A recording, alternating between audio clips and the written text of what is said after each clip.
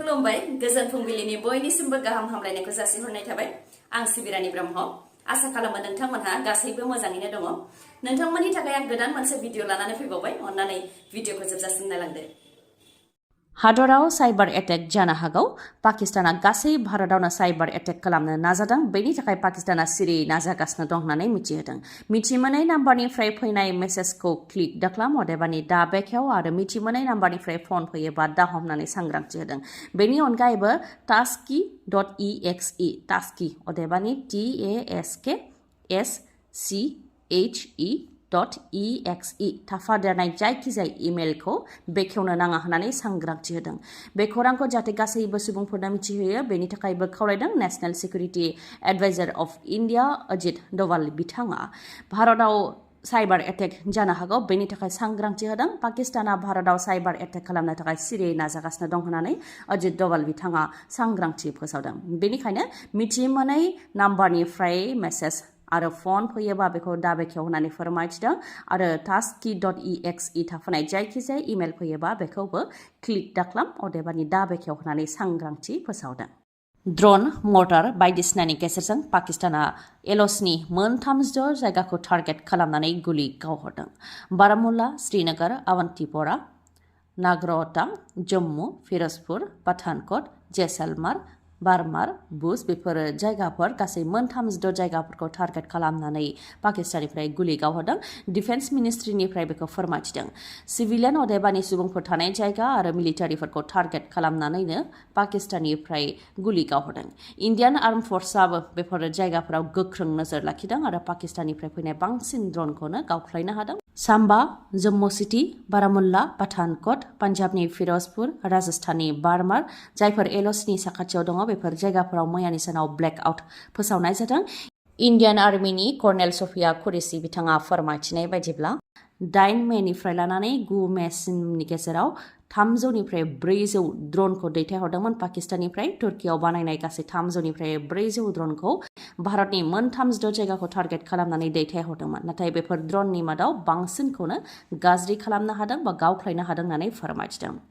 भाटिन्डानि मोनसे मिलिटारि स्टेशनावबो पाकिस्तानी UAVआ गाग्लोबनो नाजादोंमोन नाथाय इन्डियान आर्म फर्सआ बेखौबो गाज्रि खालामनो हादों पाकिस्ताननि गाग्लोबनायाव बे समाव भारतनि सासे आइजो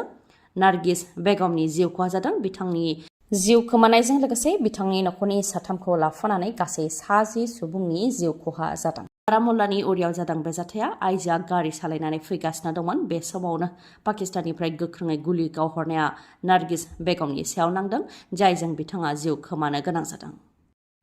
क'क्राझार डिस्ट्रिक्ट जेलाव सासे केदिया गावनि जिउखौ फोजोबनानै लादों 47 बोसोर बैसोनि नाकुल मण्डल मुंनि केदिया गावनि जिउखौ फोजोबनानै लादों जोबथेसालिनि सिङावनो गावनि जिउखौ फोजोबनानै लादों फासि नांनाय हालोदाव मोननो हादों उनाव डिस्ट्रिक्ट मेजिस्ट्रेटनि नुजाथिनायाव गोथै देहाखौ बोख्लायदों आरो पस्टमर्टेमनि थाखाय दैथायहरदों चिरां जिल्ला बासुगाव पुलिस थानानि सिङाव थानाय सोनाब खाटालपारानि थागिबिमोन नाकुल मण्डला हा हुनि जेंनाखौ लानानै गावनि फंबाय सहदेब मण्डलखौ गोफार हाथियारजों गाग्लोबदोंमोन बे दायावनो थांनाय 30 एप्रिलनिफ्राय क'क्राझार डिस्ट्रिक्ट जेलाव दंमोन नाकुल मण्डला नाथाय नायबिजिरनाय सोलिफुबाय थानायनि गेजेरावनो गावनि जिउखौ जोबथेसालिनि सिङावनो फोजोबनानै लाबाय नाकुल मण्डला भारत हादरा दासिमबो पाकिस्ताननि सायाव गोख्रोङै गाग्लोबगासिनो दङ पाकिस्ताननि मोनथाम एयारबेसखौ गाग्लोबदों भारतआ पाकिस्ताननिफ्राय बेनि सायाव रिपर्ट होदों पाकिस्ताननिफ्राय बेखौ रिपर्ट होनाय बायदिब्ला भारतआ मिसाइल आरो ड्रननि गेजेरजों पाकिस्ताननि मोनथाम एयारबेसआव गाग्लोबदों दावहाखौ नोजोर होनानै दिल्लीयाव हाई एलार्टबो फोसावनाय जादों दिल्लीयाव गासै सोरखारि मावथिफोरनि छुट्टिखौ केन्सेल खालामनाय जादों पान्जाबावबो गोबां जिल्ला प्रशासना ब्लेकआउट फोसावदों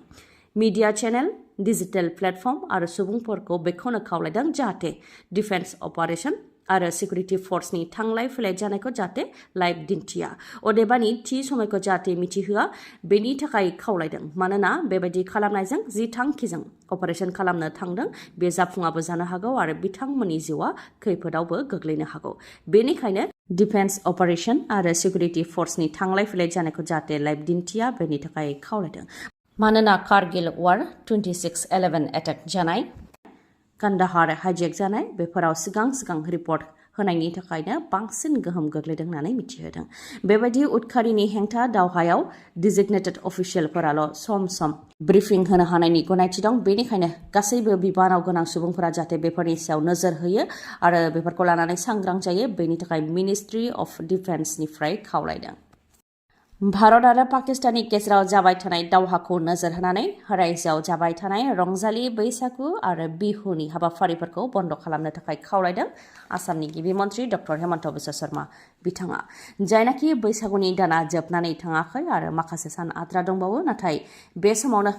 हादराव दावहा जानायलाय 10 मे अदेबानि दिनैनिफ्राय जानो गोनांफोर अदेबानि आद्रा थानाय रंजालि बैसागु आरो बिहुनि फांसनफोरखौ बन्द खालामनो बा केन्सेल खालामनो थाखाय खावलायदों आसामनि गिबि मन्थ्रि डक्टर हेमन्त बिश्व शर्मा बिथाङा। आसामनि गिबि मन्थ्रिनि खावलायनायखौ नोजोर होनानै जायफोर जायगायाव फांसनफोर खुंनो गोनांमोन बिथांमोनहाबो केन्सेल खालामनो थांखि लाबाय आरो मेथाइ रोजाबगिरिफोराबो गावसोरनि प्रग्रामफोरखौ केन्सेल खालामनो थांखि लानायखौ समाज बिजोंनि गेजेरजों फोसावनायखौ नुनो मोननाय जादों। आसामनि गिबि मन्थ्रि डक्टर हेमन्त बिश्व शर्मानि खावलायनायखौ मान होनानैनो बिथांमोनहाबो बे थांखिखौ लादों।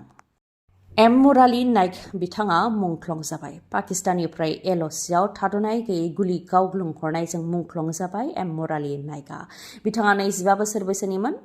आरो अन्ध्र प्रदेशनि थागिबिमोन। जाथायखौ लानानै सिनियर अफिसारा फुंनि 6 रिंगायाव एम मुराली नाइकनि बिमानो मिथिहोहरदोंमोन। पाकिस्ताननि गुलि गावग्लुंहरनायजों बिथाङा गोब्राबै जोखोम जाग्रोदोंमोन आरो बिथांखौ फाहामथाय होनो लांनायावनो बिथाङा जोबथा हां लादों। थांनाय 2022 मायथाइनि डिसेम्बर दानावसो बिथाङा इन्डियान आर्मियाव जइन जादोंमोन आरो 852 लाइट रेजिमेन्टआव बिथाङा पस्टिंमोन। मिथिहोनाय बायदिब्ला बिमा बिफाया मुम्बाइआव लेबार हिसाबै खामानि मावोमोन, नाथाय फिसाज्ला साख्रि मोनखांनायनि उनाव गामि फारसे थांफिनदोंमोन आरो बिथाङानो नखरखौ नायग्रा सासेल'मोन। नखरनि सोमोन्दोआव बिदा जानाया फोरमायथिनाय बायदिब्ला LOCआव पाकिस्ताननिफ्राय गोबां गुलि गावग्लुंहरनाय जाथायखौ लानानै नखरनो खौरां हरखादोंमोन आरो गाव माबा मोनसे जायोब्ला बिमा बिफाखौ सोर नायगोन बेखौ लानानै जिंगा सिहरनायखौबो फोरमायथि हरदोंमोन। गमामायैनो बिथाङा दा मुंख्लं जाबाय आरो बे समाव बिथांनि मुंख्लं जानायाव बिथांनि नखरनिजों लोगोसे गासै भारत हादरानो दुखु मोननायखौ फोरमायथिदों आरो बिथाङा दि सासे गोहोगोरा साहसि बेखौ लानानै बयबो बाख्नायदों। सनितपुर जिल्लानि सिङाव नामेरि नेशनेल पार्कनि साखाथियाव थानाय नखरफोरखौ हाग्रा बिफाना इभिक्सन खालामदों। गंजिनै रिजर्टखौबो थेर बेथेर खालामदों, जेराव गामिनि 100निफ्राय 150 नखरफोरा बेनि गेजेरजों गाव गावनि जिउखौ खुङोमोन। नाथाय सोरखारा बेफोर रिजर्टफोरखौ इभिक्सन खालामनायजों सुबुंफोरनि उदैयाव जोनानै होनाय जादों होननानै फोरमायथिदों। बेनिखायनो सोरखारा जाहाथे थांनानै थानायनि राहा खालामनानै होयो आरो जिउ खुंलांनायनि राहा खालामनानै होयो, बेनि थाखाय सोरखारनिसिम खावलायदों रायजो राजाफ्रा। पाकिस्तानखौ फारफ्रोमथिंजायनिफ्रायबो गाग्लोबदों। भारतआ पाकिस्तानखौ गोख्रोङै गाग्लोबनायनि अनगायैबो तेहरिक-इ-तालिबान पाकिस्तानाबो पाकिस्तान आर्मिनि सायाव गोख्रोङै गाग्लोबदों, जायजों 2 पाकिस्तानी आर्मिया जिउ खोमानो गोनां जादों। खोला वाजिरिस्तानाव पाकिस्तान आर्मिनि सायाव गाग्लोबनाय, जायजों 2 पाकिस्तानी आर्मिया जिउ खोमानो गोनां जादों। पाकिस्ताननि खोला वाजिरिस्तानाव थानाय पाकिस्ताननि आउटपस्टआव गाग्लोबदोंमोन तेहरिक-इ-तालिबान पाकिस्ताननिफ्राय, जायजों 7 पाकिस्तान आर्मिया जिउ खोमानो गोनां जादोंमोन आरो बे जाथाय जानायनि उनावनो पाकिस्तान आर्मिखौ मदद होनो थाखाय माखासे पाकिस्तान आर्मिखौ लेंहरबावनाय जादोंमोन। बेयावनो मदद होनो फैनायखौ जमनानै तेहरिक-इ-तालिबान पाकिस्ताना गाग्लोबबावदों आरो बे गासै जाथायाव 20 पाकिस्तान आर्मिखौ बुथारनो हादों। गुबुन मोनसे गाग्लोबनाय जाथायावबो 2 पाकिस्तानी आर्मिया जिउ खोमानो गोनां जादों। बालट लिबारेशन आर्मिनि गाग्लोबनायाव 2 पाकिस्तान आर्मिया जिउ खोमानो गोनां जादों। बेनि सिगांबो बालट लिबारेशन आर्मिनि गाग्लोबनायाव 14 पाकिस्तानी आर्मिया जिउ खोमानो गोनां जादोंमोन। दावहानि गोहोम। भारत आरो पाकिस्ताननि गेजेराव जानाय दावहानि गोहोम। भारतआव गासै गं 32 एयारपर्टफोरखौ बन्द खालामथ'नाय जाबाय। 15 मेसिम भारतआव थानाय गं 32 एयारपर्टफोरखौ बन्द खालामथ'नाय जाबाय। सुबुंफोर थांलाय फैलाय खालामग्रा गं 32 एयारपर्टफोरखौ 15 मेसिम बन्द खालामथ'नाय जाबाय। आफां आसामनि देरसिन मेगननि फाहामसालिनि मादाव गंसे बङाइगावआव थानाय आइ हस्पिटालाव OCT मेसिन सौफैबाय, जायनि गेजेरजों मेगननि जेंनाखौ हमदांनाय जायो आरो फाहामथाय होनाय जायो, जेरै मेक्युलार डिजेनेरेशन,